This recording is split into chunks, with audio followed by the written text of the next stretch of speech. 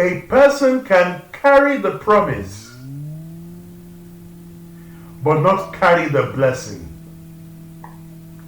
There are many people who sing, Abraham's blessings are mine. Abraham's blessings are mine.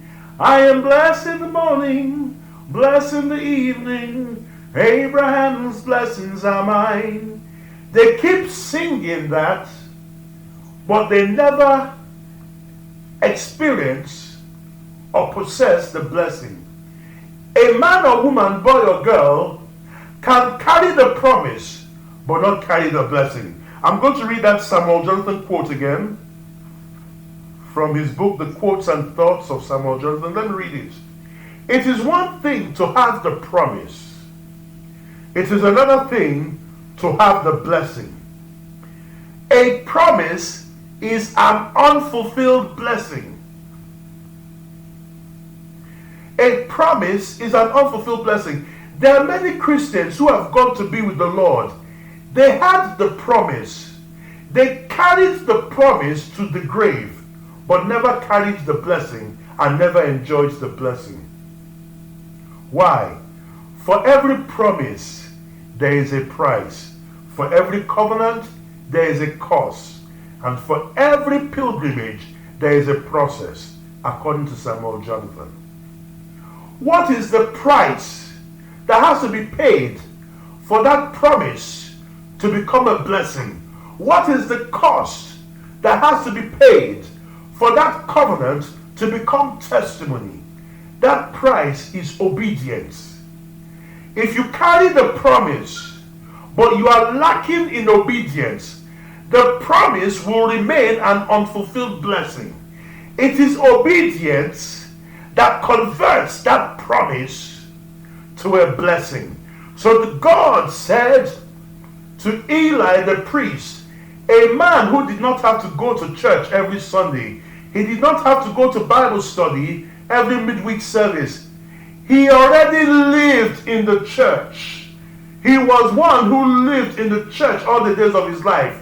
He knew about the promise, but come and see if he had the blessing. 1 Samuel chapter 2, verse 30.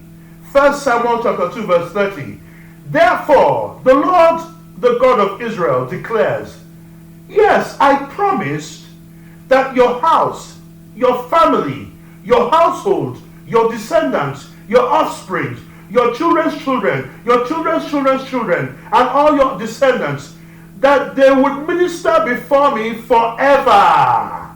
They will always be ministers and servants of God. That's the promise I made. But now, declares the Lord, far be it from me. So God can change.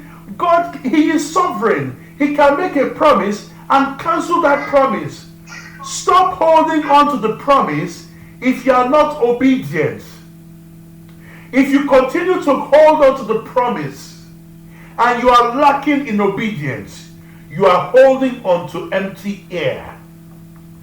If you continue to hold on to the promise, but you are not doing the will of God, you have not fully embraced the lifestyle of righteousness, doing that which is right and pleasing in the sight of God at all times, then you are just holding on to empty words, empty air. It is obedience that will convert the promise into a blessing and the covenant into a testimony. God said to Eli, yes, I made the promise to you, but far be it from me. Those who honor me, I will honor. Disobedience dishonors God. Obedience honors God.